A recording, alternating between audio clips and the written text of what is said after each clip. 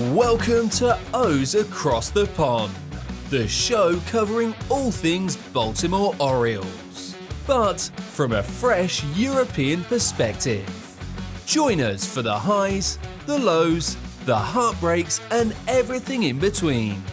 Whether you're a die-hard fan or just discovering Birdland, this is your home for passionate, across-the-pond Orioles talk. Let's dive in.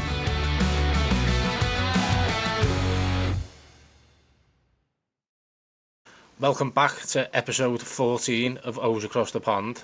As we're sat here now, I didn't think we would get this far in this journey so far. With me tonight, from the wrong side of Hadrian's Wall, is Grant. Evening. And from the wrong side of the Watford Gap, it's Andy. Good evening. So this week, the O's had the White Sox. They came to Oriole Park at Camden Yards. We'll take a look at that series. We'll have a look at what's coming up next for the Orioles going into Seattle. We'll discuss the injury concerns. More players landed on IL this week. Could you believe it? But before I carry on, I just want to shout out a few people that on this journey so far have shown massive support and given me plenty of contacts to get in touch with to try and get them on the pod and how we can improve the pod. So the Baltimore Battery, the Final Strike podcast, and Boom Boom Birdland. Just thank you very much from all of us. We appreciate all the support, the likes, the retweets and the shares. So let's get stuck in. As I said, the White Sox came to Oriole Park. Both teams were languishing at the bottom of their divisions. The Orioles were 19 and 36 coming into the series, and the White Sox were 18 and 38. So the question was, as we went into the series, was were we going to see continued improvement from Tony's O's, or was it going to get back to the inconsistency we've become accustomed to? Andy, what were your thoughts going into the series? Who needed to step up, and what did you make of Game 1? So the game didn't promise to be much, did it? Let's face it, two struggling sides. You've given the standings, but the O's were expected to be challenging at the top of the league at this point. And we're actually challenging for one of the worst teams in baseball. So we needed Zac Eflin to rebound after a couple of poor starts. He allowed 8 and 4 earned runs in the last two matches that he played. But he pitched 7 innings, allowing only 4 hits, only 1 walk, 6 strikeouts. Unusually, I think one of the changes we're seeing is Tony Mansolino is keen to let the pitcher continue a bit longer with the 6th and 7th innings. Brandon Hyde, we were often critical that he pulled his pitches a little bit too early in our view. So he came in and he did 7 full innings, which was absolutely good to see. Bautista came in at the end to give us something at the end, but he threw a massive 29 pitches, which is, I think, the most he's thrown since he's come back from the IL. But he worked his way through it. He gained his 9th save. Some real differences that you've started seeing. Mounty stealing home. I can't remember the last time we stole home. Something like 2 years ago or 3 years ago, the last time we did something as bizarre to other people as stealing home. But as a result, it's probably caused him to visit the IL now with a hamstring strain. But he went 2 for 3. We started seeing Mounty come back to the Mounty that we knew he could be. The very peculiar Hummel making his debut after being in the team, DFA, released, signed, and otherwise nothing much else doing. But we grounded out against what is really quite a poor White Sox side. Yep. Agree, Andy, very much. I grind out that Game 1. Best thing for us was that the threat of rain had moved the time to an earlier start. Absolutely. So it was quite good for us to watch on a Friday night, which is very rare to get a Friday night game. Yeah. Okay, it was only against the White Sox. They are very adept at losing games, but as you say, Zac Eflin was fantastic. And I think with regards to Tony leaving the pitchers in, we certainly become very accustomed to watching Brandon Hyde pull pitchers who were doing really well. Even Zac Eflin early in the season pull them doing really well when they're maybe on 80-something pitches and pitching in the 6th. He really didn't like them facing the lineup another time if possible. He always had a lefty or righty ready to go if there was a pocket of batters to face. Possibly that's a big change from Tony, that he's going to be a bit more kind of trusting of his starters. Maybe it's necessity with the way that the bullpen have let him down earlier in the last few weeks. And also I think it possibly is the fact that he is seeing this next 40-50 games basically as crucial to the Orioles season and himself as well, that if we don't get the results in that stretch of games, then and very good results on a consistent basis, then we're not going to get anything going. So really, you've got to trust the guys that are there to do it. If they're playing well, you need to leave them in and be a bit more aggressive, because we're not saving MD for September or October here at this stage. We're just trying to get ourselves into the mix, Yeah, I totally agree. The bullpen is so taxed anyway that you've got to trust your starters and do that. And I think we'll see it as we go through game 2 and 3. That rings true as we go through and review those two as well. Yeah, I mean, in regards to Mansolino, and like Grant said, these next 50 or so games as a trial run, I've been really impressed with them. And we'll talk about game 2 now, and then I'll go to some comments that Mansolino came out with, and then Dean Kramer. So game 2, we all know where I'm going to start, don't we? Jackson. That kid again. Jackson Holliday, lead-off home run. These stats are taken before game 3, so he was batting with a 270 average and a 759 OPS, 7 home runs on the season and 25 RBI.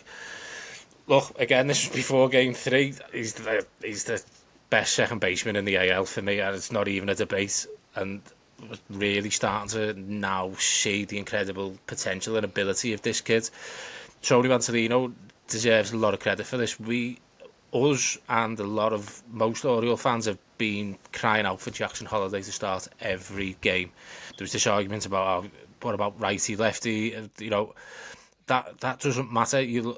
Mansolino was told him, regardless of the pitching matchups, you are going to be playing every single day.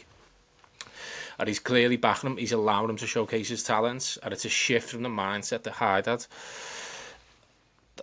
In regards to the lineups, you look at the best teams around, 9 times out of 10, the top 4 don't really change. And that's what we're doing. And, Dean Kramer said after the game that guys are starting to get comfortable in their positions. And I think there has been less platooning, or it's consistently the same guys in the lineup. Guys are getting the reps in. And I feel like these guys are starting to hit their stride. Mansolino isn't tweaking. He's not dropping these young batters and young players. He's giving people a chance to go out and work things out. Like, what better place to work things out at live at bats? I know at times, sometimes when the team's struggling, you want to change, and the statistics wise might point to a better matchup. But these guys now are getting constant reps, and Mayo's come back up, and we'll talk about him in game 3. But I'm excited for him now with Mansolino there. I think he's going to get a good solid run at first base, maybe even third. So there is potential. Jorge Mateo, game 2, home run, couple of stolen bases. I've been critical of him. I think we all have. I thought it was a great performance from him. Obviously, he took a nasty collision late in the game, and Grant kind of, subtly foreshadowed that with me in a private chat, saying that it would be who did you say it was? Mateo and Carlson.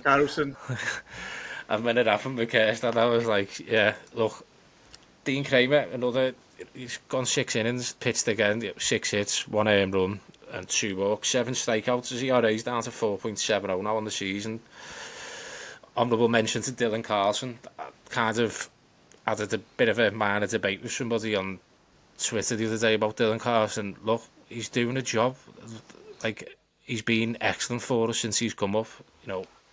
Concerns though for game 3, Adley Rushman. What do we do with this guy now?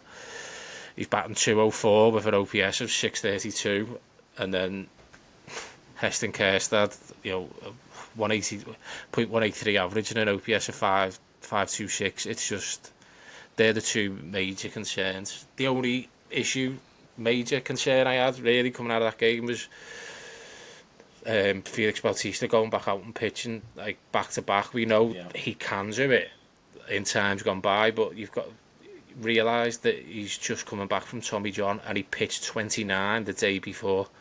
So look, all right, we got the win, but is it worth risking that? And then obviously the side note for me was that peculiar guy who isn't our hitting coach officially, but seems to be doing a lot of things with our bats. Matt Holliday was out there before the game talking things through with Ramon Laureano and guiding him through some stuff. I'm at the stage now, look, just hire the guy. Yeah, well, I'm sure if Matt Holliday wanted a day job, he would have a day job. But maybe after the draft, if his 18-year-old son Ethan gets drafted as the #1 overall pick, which people are projecting, which means if we go to the Nats, then he might have a bit more time in his hands. So maybe we'll see him on the payroll at some point. With regards to the game, I don't think Jorge Mateo playing centre field is going to last a long time. We're hopefully getting guys back, and that will see him, removed from that role. But it was at least good to get him through a game without any big mistakes in centre field, even though he and Kjerstad nearly took each other out there later in the game. And obviously he got a very crucial 2-run homer in the game. Maybe wind assisted, but you still got to hit it a fair 400 feet or so to get it out. I agree. I don't know about Felix throwing for 2 consecutive days, especially with Friday being such a struggle and such a high pitch count. But ultimately, we're sitting here. He's got 2 saves. We get 2 wins. You can't argue too much with the results, even if the process might be flawed. They have talked about playing Felix more often. Maybe this is just we're putting him into the situations where we have saves. We've not had a lot of save situations, so he's the closer. It's him that's up. It might just be as simple as that. We'll see what happens if we get more back-to-back opportunities for him. But if he's fit and healthy, they've got to keep rolling him out. That's what they did previously. So obviously, and then today, going into Game 3, potential for the first sweep of the season. Andy, what are your thoughts? So we wheeled out veteran Charlie Morton. He rolled away his Zimmer frame. I think we can almost put his Zimmer frame to bed because he threw 6 2/3 1-run baseball, and that run was unearned as well. We'll come to unfortunate things that happened today. We're certainly seeing what he's all about, and he left the game with a lead, which is all you can ask. 6 2/3 innings from your starter, absolutely top notch. It started with a really good pick-off in the first inning, quality tag by Kobe Mayo, which is a positive on the defensive side, which he's been criticised for in the past. I'm sure he'll be getting quite a bit of time at first base with Mounty out on the IL. Ramon Urias coming in at #2, showing Adley how to bat. I mean, leave him there, please. We've been asking for it for a couple of weeks. He did it, and guess what? First 2 bats he had, two hits. He should have probably been sent in that inning as well. He was at third base, and it was a shallow centre field, but you try and do it. And the notes I made at the time, hopefully we wouldn't come to regret it later. Fortunately, we didn't. But we've still got this running and scoring position problem, because in the third inning we loaded the bases, but we only got 2 runs. We hit 4 hits in a row: Handley, Holliday, Urias, Henderson, but we only got the 2 runs. Again, a couple of defensive miscues. Tough catch from Silent J in the outfield, followed by a very unusual error by Jackson Holliday. He doesn't make errors very often, but he just seemed to take his eye off the ball and off it went. Didn't really hurt us too much because Charlie Morton pitched around it. 1 non-earned run. We can take that. And in the end, overall, solid-ish performances from everyone. No one really let us down. First sweep of the year, which has got to be a positive.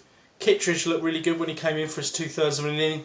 Soto is always a bit iffy. I think he tries to blow you apart with his 99 mile an hour fastballs, but didn't work. But Brian Baker is second ever save, I believe, 1, 2, 3 ninth. So we really can't complain. A sweep, and on we move west.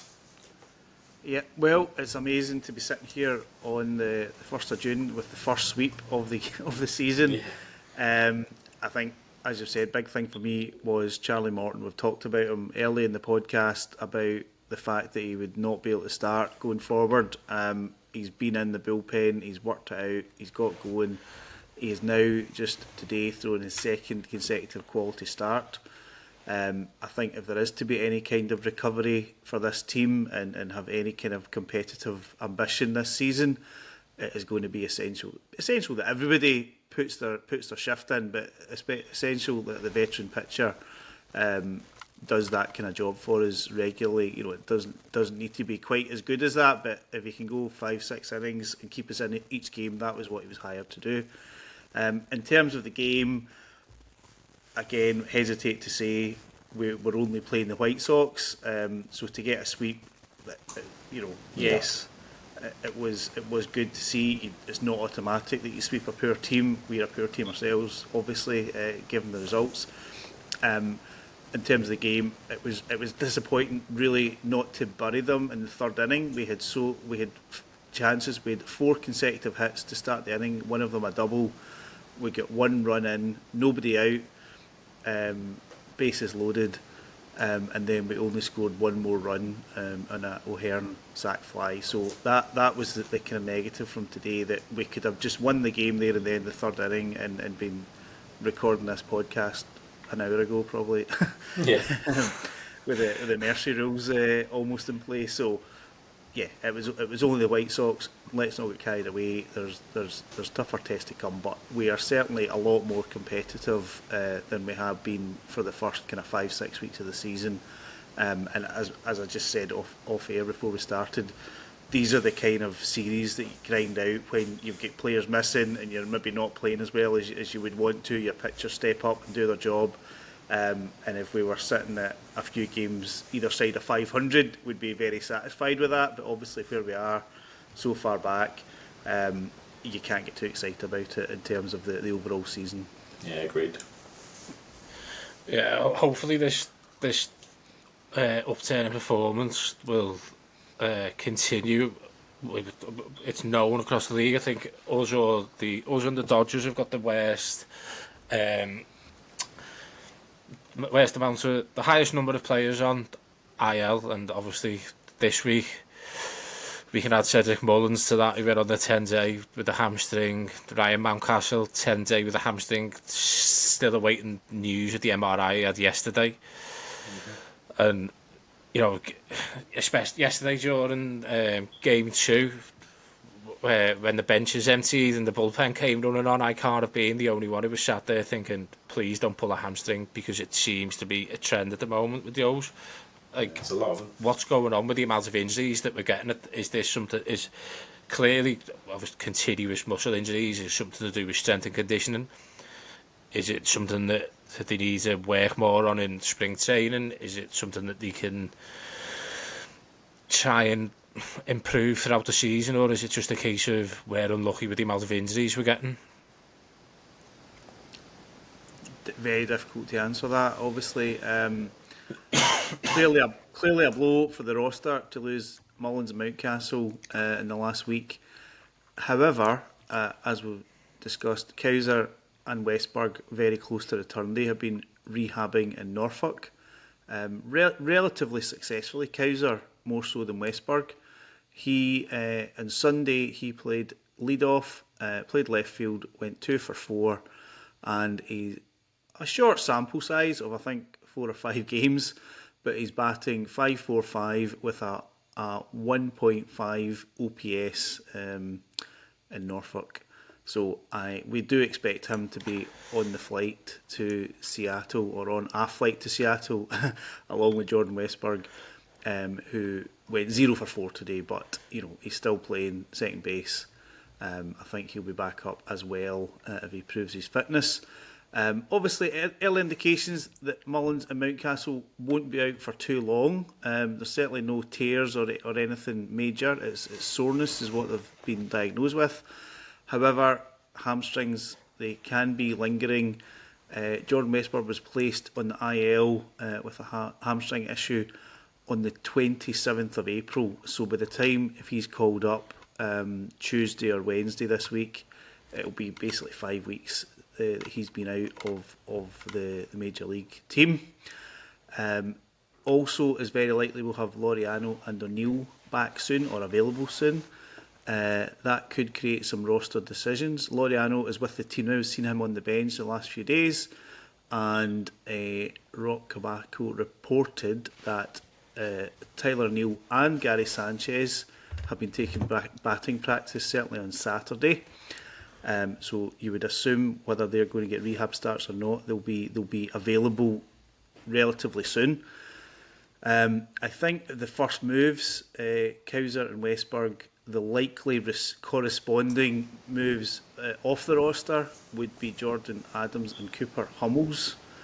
I guess we'll find out if there is a plan for Hummels or if he's just being moved on and off the roster as emergency coverage. It seems kind of strange what's happened, but maybe they are just going to these extreme lengths just because they want the versatility and the depth there. And he's a person that seems to be up for that role.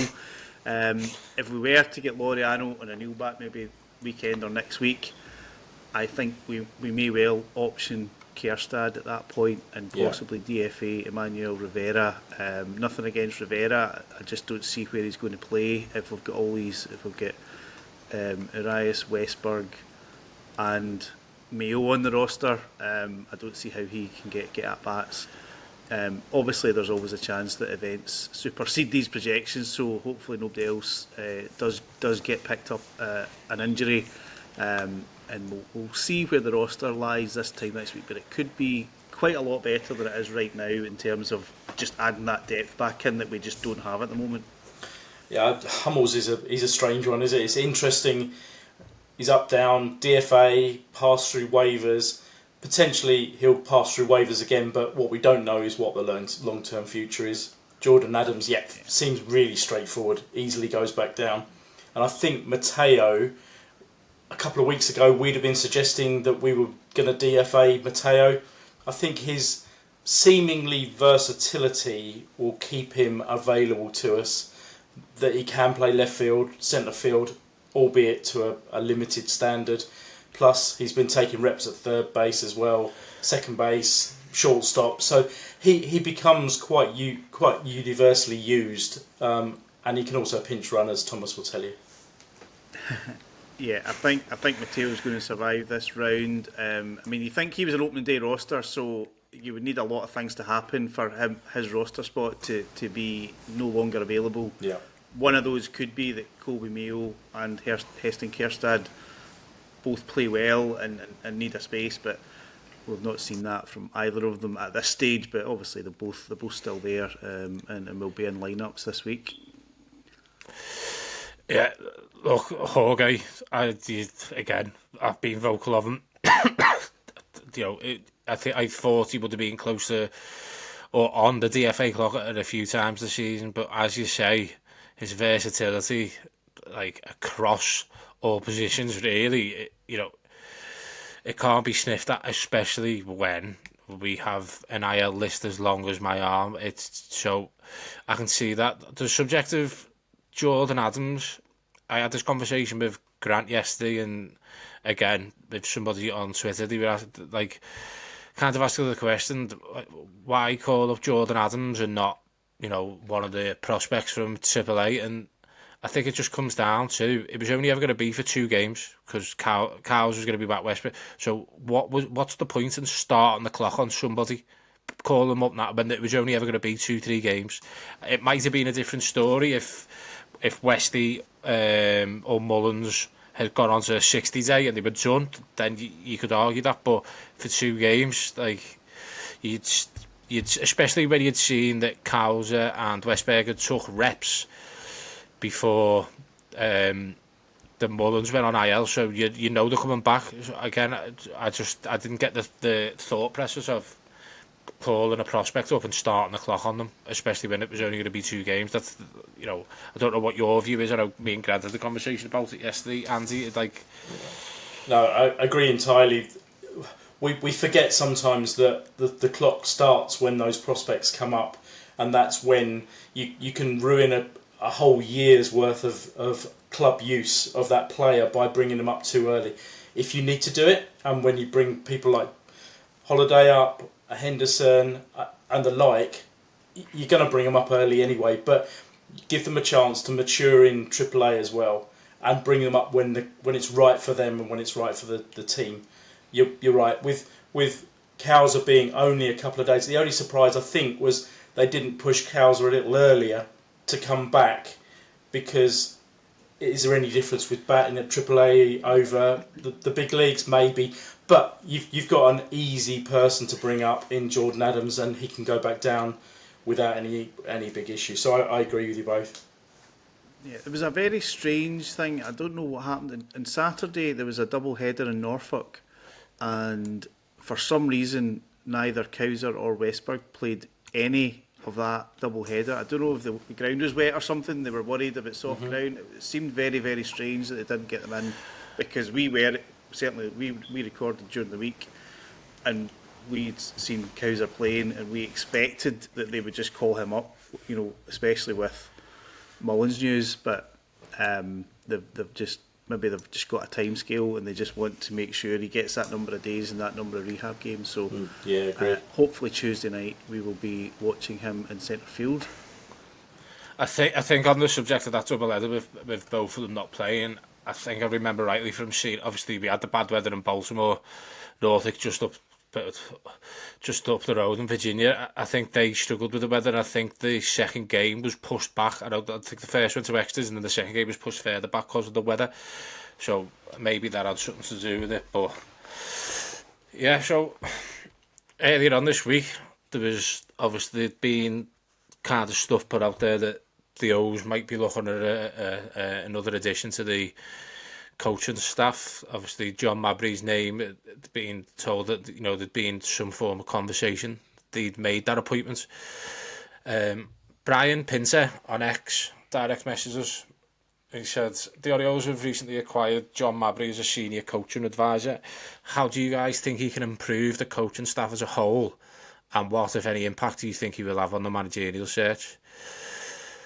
So, before I go into this appointment, on Friday evening, I think it would be Friday afternoon, Eastern time, Friday evening UK time, the Orioles announced that all coaching staff will now remain throughout 2025. I don't know whether I'm reading too much into this or not. That kind of symbolises to me that they could be looking at a whole new coaching outfit come the end of season and spring training.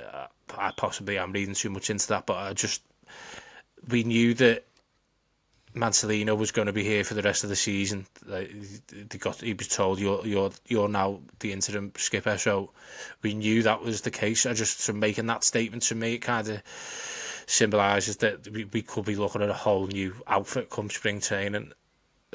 So on John Mabry, I think it's an interesting appointment, looking at what he did down in Miami. So the Marlins in 23, where he was the assistant hitting coach, they very nearly set the record for ground out into double play.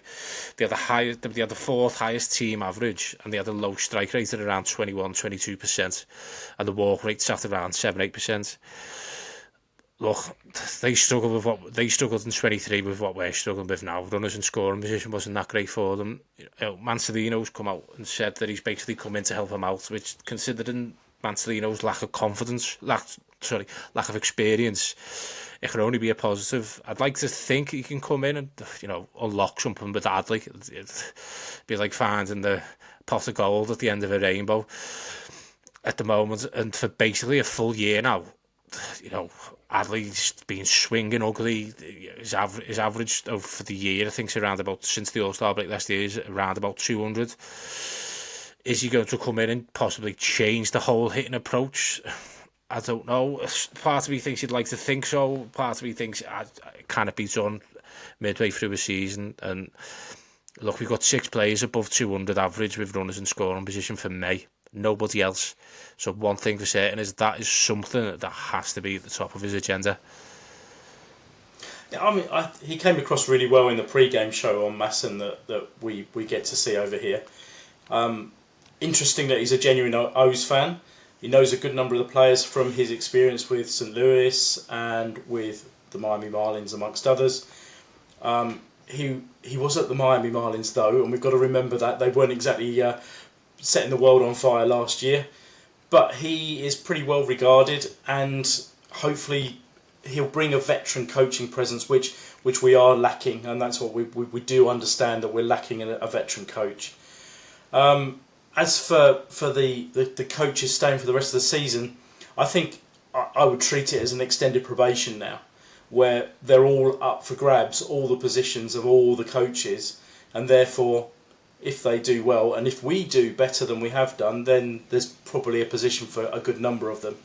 But we shall see. The Michael Elias and others may have a very different opinion about where we're going to go next. Yeah, I mean, I don't have a huge amount to add on John Mabry, except I think it's good as a concept that they're bringing in somebody. It's good that that's somebody with experience, and I'm sure that, you know, John Mabry, he's been around. He will be giving his own views and guidance to the team and the players. And I wouldn't imagine he's been brought in to be kind of guided too much by the current philosophy. I think that probably is, if we were to look back, if we were to have a kind of diary of Brandon Hyde through the Michael Elias years, I think we might find that there is a kind of, baseball by numbers philosophy, and everybody wants to sing from the same hymn sheet, regardless of what their particular expertise and skill set is. So I think that's where Mansolino's been very good. He's been treating people as individuals. He's been giving people their role in the team. And it's very possible that this is going to be another extension of that, and trying to get the individual performances unlocked, because obviously baseball is an individual game, albeit played in a team format. I wonder with John coming in. I mean, I know it's different sports, but we see it out here with soccer managers coming into clubs that are struggling, and often clubs that are struggling will have players that have got expectations to be doing more than they are, but they're going through a bad run of form, or they've been poor for a while, and then a manager comes in and he's just able to unlock something. And I just wonder whether could he do that with Heston Kjerstad? Look, I know we've mentioned it a few times on the pod now, and trust me, I don't want to keep on mentioning players that are underperforming, but it's something that we need to discuss. He's getting to that 300 at-bat mark that a lot of people, when these prospects come up, give them 300 at-bats and see where they're at. And look, he was 269 at-bats he was before today. So I think, how many did he have today? 4. So he was 273 across 3 seasons in the majors now. Yeah. Total average for his major league career is 216 with a 284 on base percentage and a total .637 OPS. Obviously, we've got players coming back. We've discussed about that. What's the plan now with Kjerstad? Yeah, I mean, as I've said before, I mean that 216 average has actually come down this season, because his average for the season is down to 185 after today, with 0 for 3 on the Sunday game. So, as I've said before, I think Kjerstad is now only on the roster due to injuries. I think if we do fast forward a week to 10 days, and we've got Cowser, Laureano and O'Neill back on the roster, you would have Dylan Carlson would make up a 4-man outfield. There wouldn't be a lot of space for Heston Kjerstad at that point. There wouldn't be a lot of at-bats for him. Perhaps he could survive those moves, but that would really probably only be at the expense of Kobe Mayo. it feels like at this point, as you say, 300 at bats, he's had a fair chance, and it would now be Mail's opportunity if there was a roster crunch and one of those decisions had to be made. Obviously, that is dependent on everybody else staying fit and healthy. In terms of the bigger grand plan, I'm sure we will not be giving up on Heston Kjerstad. Hopefully, if he does go to AAA, he'll have a renewed focus on what he has to work on. There's plenty of players who do take a while to adjust to the game at the highest level and do come good. But obviously he's not taking the easy route in terms of giving himself an automatic roster spot and giving himself even more chances and extending that kind of educational period. Especially if we were to get through to the end of the season and his kind of status was to remain a question mark. At that point, decisions start being made around him or above him with regards to his place in the roster, and if there's opportunities to bring people in. I think we've talked about this before, especially when you see him in the field. Obviously, he had a missed catch today, which wasn't a gimme, but I think we would expect most outfielders to have made that catch up against the fence. To me, and the base running, he just about squeaked in for a triple, and then was promptly thrown out trying to just advance too far down the line. To me, he looks like an everyday DH. I don't think there's too much of a future for him at this level, playing in the field, maybe even playing first base. I think he's got to find a roster or be on a roster where he is the primary DH, and to do that, you need to produce with the bat. So that's where I think we are with Kjerstad, that I would expect him to move down at some point as these players come back, and hopefully he'll get a chance to just find his feet again and come back up later on with maybe not as much pressure, or maybe not playing in the field as much. Yeah, I think Kjerstad, it's no Kjerstad, the power he has got, and I want him. He's number 2 draft pick. I don't think that they're not going to give up on him. He's going to have to drop down to AAA, and I think it could be a while. With Mayo deserves his chance. He now needs that run of games that Heston had last year, and he's had all of this season. So it is about time now that Kobe Mayo did get that chance, and hopefully, Kobe can take it. He looked good today on first base. Obviously, had that incident yesterday in game 2, but I like it from the guy. Bit of fight in him. So we move on now. Go with O's on the road. It's a bit of a grim situation for us here in the UK and Europe in regards to watching it. Will the Orioles be sleepless in Seattle? Or is that just us lot over here with 2 games starting at 20 to 4 in the morning UK time?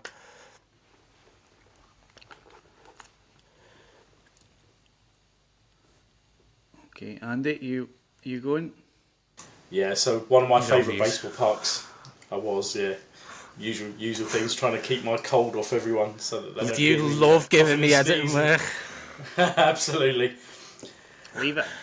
Leave it in. So it's one of my favourite baseball parks over at the Mariners, and thanks for correcting me, Grant, because I put the Marlins down for some stupid reason. Lucky enough to see an Orioles game there last year, but these West Coast games really do try our resolve in watching the games on anything but catch up, and the problem sometimes is that the catch up isn't even done by the time you get up in the morning, and that's the worst of both worlds, where it's finished about 6 o'clock and you're up ready for work and you can't even see what the catch-up is saying, and then you end up seeing the score and not watching it. So, good luck. We will try to watch those ones, Thomas. Yeah, no, one thing for certain is I will definitely be sleepless in Merseyside for this series. I'm currently at about 92% now for all games watched live, and I intend to keep it up.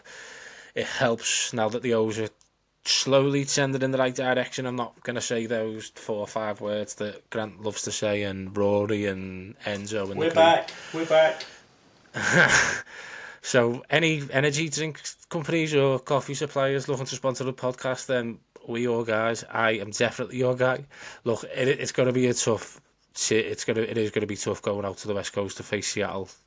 They're currently half a game back in their in their division at the moment, so of the Astros and the AL West. So, look, I think if we can go to Seattle, get away with 2-1, and then we're back on the road to the Athletics. So, we got positives to take into that. I think Grant's going to go into the pitching situation now for us as we head into Seattle. Yeah, it'll be a big ask, certainly a much bigger test than we had this weekend. So, very helpfully, just as we were prepping this afternoon for the podcast, Rock Kabacco posted the Orioles starters against the Mariners, which will be Sagano, Povich and Eflin. Obviously, Sagano and Eflin will be coming off good starts in the last week.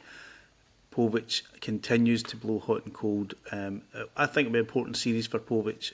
Trevor Rogers had another decent outing in Norfolk on Saturday, so as I've said last week on the midweek episode, there is possibly a decision to make if Povich doesn't show us something a bit more consistent. At the time of going to press, the Mariners have not announced their starters, or at least Rock Kabacco hasn't retweeted the Mariners beat writer who would maybe post it. Assuming that they stay on turn from the last week, they would be starting 3 right-handers in George Kirby, Emerson Hancock and Brian Wu.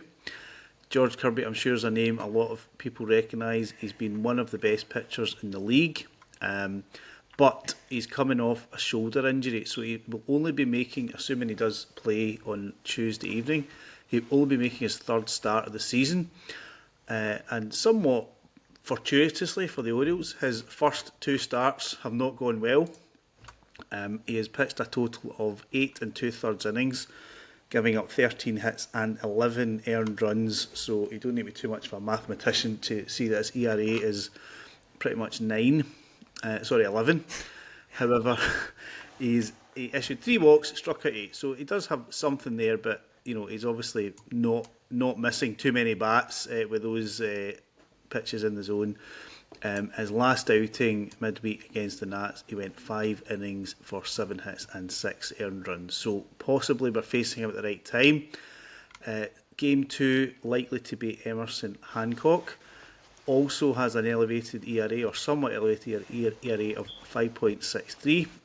He has started 9 games this season, so pretty robust, but he has had no scoreless outings in 9 games, and he's been really seriously touched up in 2 of those outings, one right at the start and then another against the Yankees. But he has been competitive in the other 7, if not very, very good. He's been giving up 2 or 3 runs pitching into the 6th, so there probably will be chances for us in those first 2 games. Brian Wu, likely to be game 3. He very much at this moment would be the ace of the Mariners staff, at least until Kirby gets going, as I'm sure they hope. He has got 11 starts this season, 2.82 ERA and just a 0.95 whip. So really pitching some good stuff. Had a very successful rookie season last year, and I'm sure the Mariners fans are quite happy to see his name coming up each time round as his go in the rotation. In terms of the Mariners offence, there is one name in very bright neon lights with a warning sign that we will have to watch out for, which is Cal Raleigh. Anybody that watches the MLB Twitter feed will know that he is red hot. Entering Sunday's games, so I've not updated this for Sunday, but he had 22 home runs for the season in 57 games played. That is tied for number 1 in the major leagues with a certain Shohei Ohtani, 1 ahead of Judge in the American League home run stakes. It is monster numbers for somebody who is a switch hitter and a catcher. Obviously we know all about somebody that with both of those traits, but not with 22 home runs in Adley Rutschman's case. Cal Raleigh tended to be batting 4th with Julio Rodriguez batting in front of him. Rodriguez obviously was a big rookie of the year with Adley, I believe, that season. He's having a quieter season this year, certainly quieter than Cal Raleigh, batting a little bit below league average, but still productive. But number 4 hitter Cal Raleigh, certainly if there's any chances where first base is open, we will hopefully not be throwing him much to hit. And Andy's very helpfully confirmed that the Seattle starters are, as I have predicted. So fortunately we got that bit of journalistic news correct. Perfect. Another 100% effort there from Grant. Absolutely brilliant. No, all three confirmed. All good. Outstanding, yeah. So obviously if you're watching this or listening to this, you know, a couple of times people said, oh, you can hear keyboards in the background. It's because we bring you the news as it happens. You may see I've been looking at my phone. I was checking the news. I wasn't checking my fantasy. Pinocchio here. But no, we always try and bring it, which is weird because I'm like, we'll bring you the news as it happens. But you won't hear this until Tuesday. So Indeed. by then, what the hell are they talking about? Yeah. So, look, as we always like to try and do, we'll finish on a positive. I think 14 episodes in, I think for the previous 13, we've been clutching at straws to try and find positives. Grant, what are your positives as we head into a big week on the road? My positive is the entire rotation, because I did a wee bit of digging. I saw some stats on the game on Saturday, and I did a wee bit of digging just to back that up, that for before Sunday's game, so the 10 games previously to Sunday's game, the Orioles starters had an ERA of 2.86 through those last 10 games, which dates back to Game 3 against the Brewers.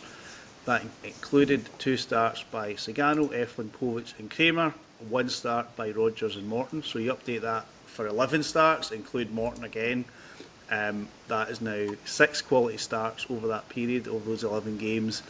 Orioles would be 7-4 in those 10 games, albeit maybe not against stellar opposition, a lot of those games at home, but there's plenty there to suggest that, you know, if we may not do enough to get properly back into any kind of post-season race or into any argument, but we are at least playing very competitive baseball, and it is built around the start pitching, which I think was one of the big reasons why the start of the season was so poor, because we were just getting knocked out of games, and the confidence and the enthusiasm just seeped out of us as soon as we were 4-0 down in the first second inning.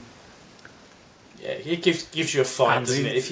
If you're doing that, you're only going in losing by 1 or 2 runs, you can always think that you can get into it. You're not going, I'm not going to do this. My positive is exactly the same. Last 10 games, 6-4, which is a 666. Carry that on for the rest of the season, and of course that's what we're going to do. We'll be over 500 at the end, and we'll have all said, actually, after a really poor start, we've had quite a successful 2/3 of the season, because we're a third through.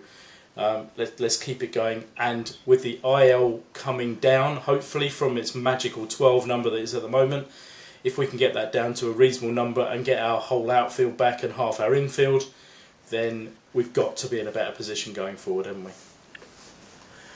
Yeah, I think for me, positive, Dylan Carlson, I thought he's been outstanding for coming in and the job he's been doing. He's been solid in the outfield, and you know, he's come up good in some bats and some valuable bases hit. Another positive, obviously 6-4 the last 10.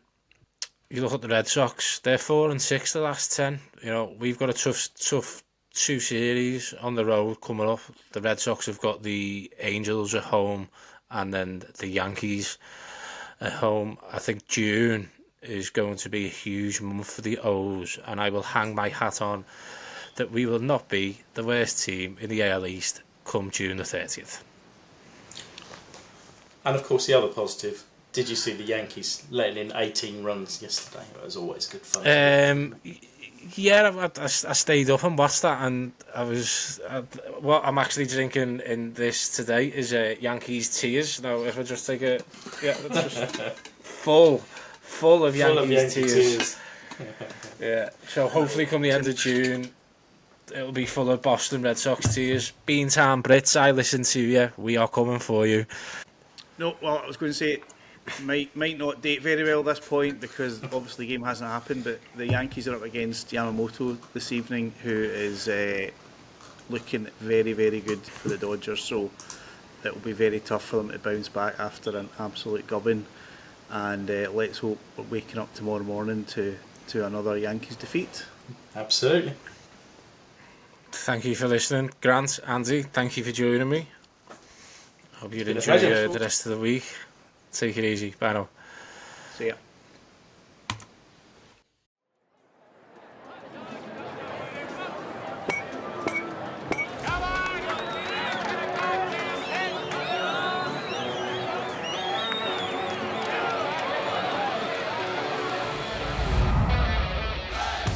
That's it for this episode of O's Across the Pond, bringing Birdland to Europe one episode at a time. Be sure to subscribe, share and follow along as we keep the Orioles conversation going from this side of the Atlantic. Until next time, stay loud, stay proud and let's go O's!